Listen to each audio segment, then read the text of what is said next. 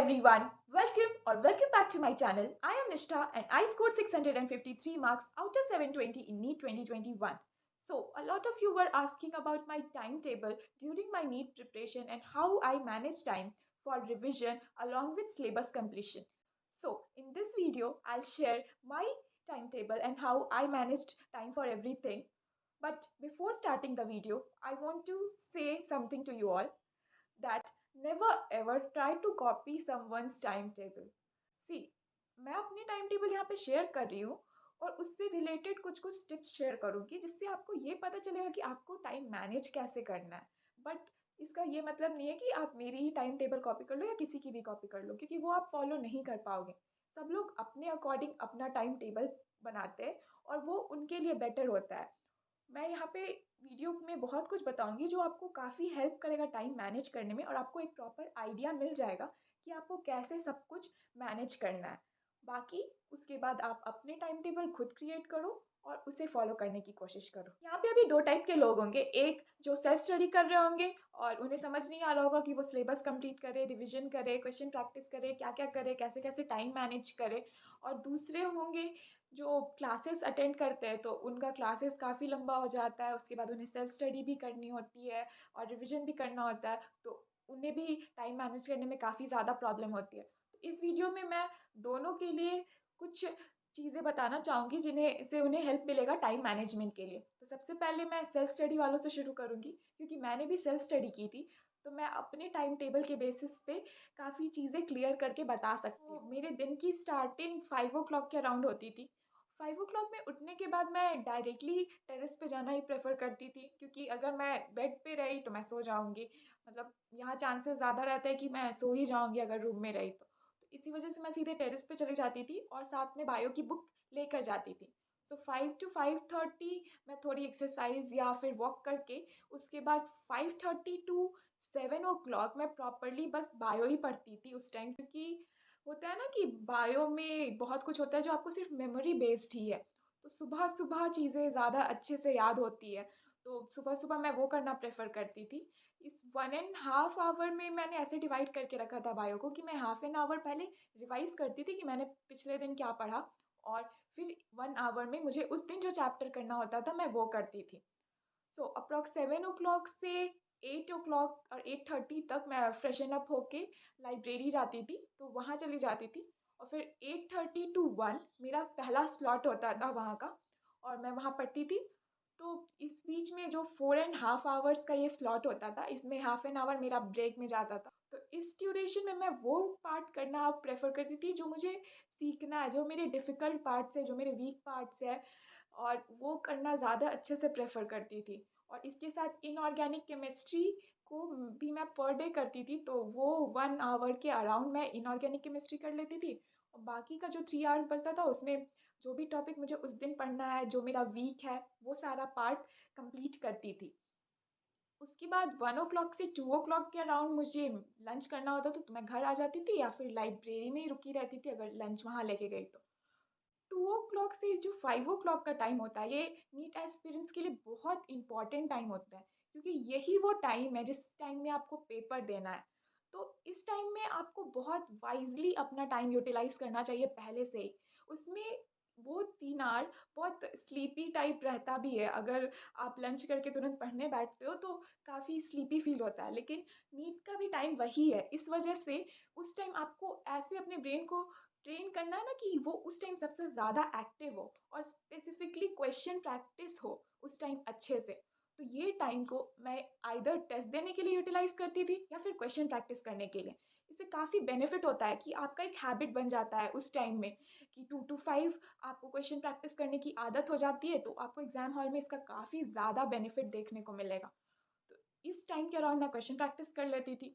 उसके बाद 5 to 5:30 का ब्रेक लेती थी, क्योंकि क्वेश्चन प्रैक्टिस करने के बाद 3 आवर्स का या टेस्ट देने के बाद काफ़ी एग्जॉस्टेड फील करते हैं ना।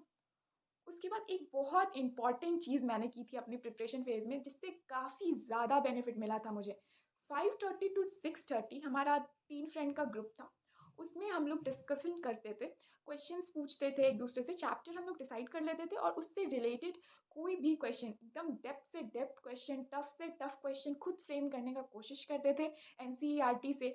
स्पेसिफिकली बायो और इनऑर्गेनिक केमिस्ट्री के लिए ये चीज़ें बहुत बेनिफिट करती हैं। मैं आप लोगों को भी सजेस्ट करना चाहूँगी कि आपके पास कोई है ऐसा फ्रेंड स्पेसिफिकली पढ़ने वाला ही, और तो आप उनसे डिस्कस करने की कोशिश करो, तो उससे काफ़ी बेनिफिट मिलती है, चीज़ें बहुत याद रहती है। ऐसे डिस्कस किया रहता है ना तो एग्जाम में स्ट्राइक कर जाता है, अरे उसने ये बोला था, मैंने ये गलत किया था। इस टाइप से बहुत कुछ स्ट्राइक करता है और बहुत सारे मिस्टेक से आप बच जाते हो।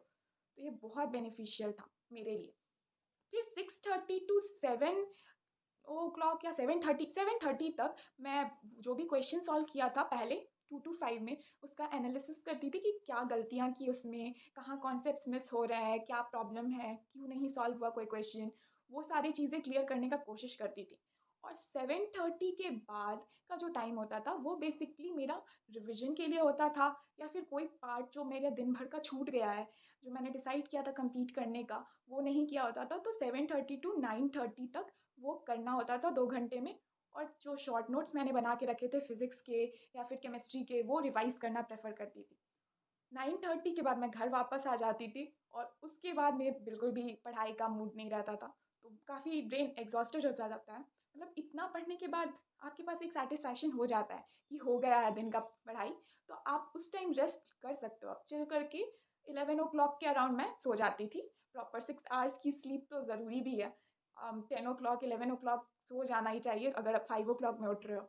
स्लीप के साथ भी कॉम्प्रोमाइज़ नहीं करनी है। मैं अपने टाइम टेबल से कुछ पॉइंट्स आप लोगों को बताने की कोशिश की हूँ, वो ये है कि पहला तो कि आप सारे सब्जेक्ट को टाइम दो। अगर आप एक दिन में तीनों सब्जेक्ट नहीं मैनेज कर पाते हो तो कोई प्रॉब्लम नहीं है। बायो आपको डेली करना है, ये तो आप मान लो, क्योंकि रटने वाला पार्ट बायो 50% है और याद करनी है तो चीज़ें करनी पड़ती है।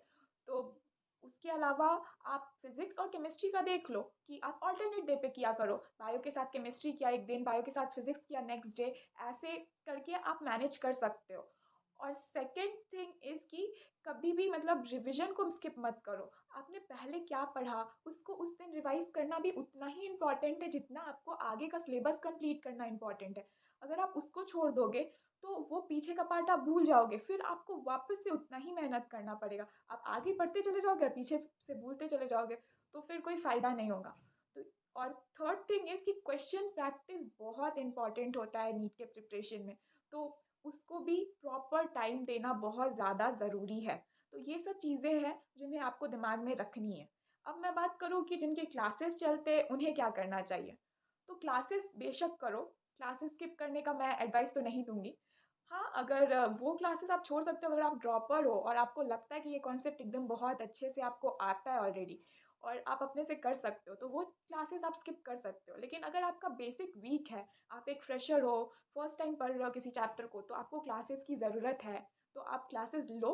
उसके बाद प्रॉपर उस क्लास का रिवीजन भी करना है वापस आके, ये नहीं कि छोड़ देना है। क्लास की हो तो बहुत कुछ पढ़ाया गया है, आपके दिमाग में ज़्यादा स्टे करेगा, तो आपको वो चीज़ तो उस दिन आके रिवाइज़ कर लेनी है एक बार, क्योंकि वो आपका फिर फिक्स हो जाएगा। और उसके साथ क्वेश्चन प्रैक्टिस करना है उन सारे टॉपिक्स का। और सेकंड थिंग कि जो प्रीवियस क्लासेस में भी पढ़ाए गए हैं, जो पिछले क्लास में या पिछले 1 वीक पहले के क्लासेस में, वो सबको भी कंटिन्यूअस रिवाइज़ करते रहो। बस इतना करते रहो, क्लास के साथ चलो और उसके पीछे वाली चीज़ों को साथ लेकर चलो। आपका प्रिपरेशन काफ़ी ज़्यादा अच्छा हो जाएगा। ज़्यादा आगे भागने की कोशिश मत करो कि मैं क्लासेस के पहले ही सब खत्म कर लूँ। इस तरह से करने का कोई बेनिफिट नहीं होता है। आप इतने पे कमांड करो और जैसे-जैसे फिर आपका क्लास खत्म होगा तो आप पीछे का सारा कमांड करके चल रहे हो, तो सब कुछ खत्म हो जाएगा ना। आपका एक पॉइंट पे रिविज़न भी हो जाएगा और सिलेबस भी कंप्लीट हो जाएगा। तो इससे काफ़ी बेनिफिट मिलेगा। That's all for this video. Thank you so much for watching it. मुझे जो भी लगा कि मैं डेली रूटीन में, टाइम मैनेजमेंट में आपकी हेल्प कर सकती थी, जो भी टिप्स मुझे इम्पोर्टेंट लगे, मैंने सब कुछ बताने की कोशिश कर दी इस वीडियो में। और अगर इसके अलावा भी कोई भी प्रॉब्लम आता है तो आप फ्री हो कमेंट करने के लिए। मैं हर कमेंट का रिप्लाई करने का कोशिश करती हूँ और टेलीग्राम पे भी मैसेज कर सकते हो, मैं वहाँ भी रिप्लाई करती हूँ मोस्टली। और कोई भी प्रॉब्लम हो तो प्लीज़ कॉन्टैक्ट कर सकते हो आप मुझे। सारे लिंक्स डिस्क्रिप्शन में मिल जाएँगे आप लोगों को। और please subscribe to the channel and thank you so much for watching the video.